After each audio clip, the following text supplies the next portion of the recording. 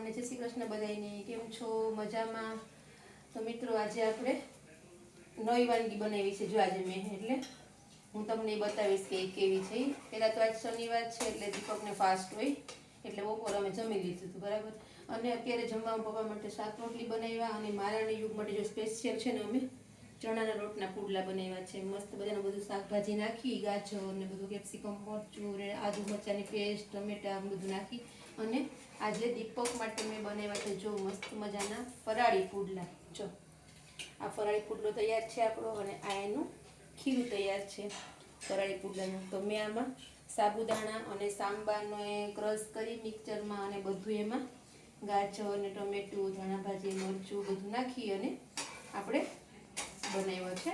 તો આજે દીપકને આ પુડલા કેવા લાગશે ફરાળી એ ટેસ્ટ કરીને એ કહેશે, એ દહીં હારે ખાશે. તો જો આ આપણો ફરાળી પુડલો તૈયાર છે. તો ફરાળી પુડલા કોને કોને ભાવે છે એની મને ખાસ કોમેન્ટ કરજો. વિડીયોને આખો જોઈને પછી લાઈક કરજો, બને એટલો શેર કરજો.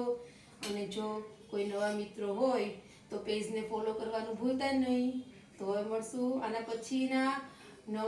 પછી નવી વાનગીમાં નવા વિડીયો આવે. તો ત્યાં સુધી આવજો.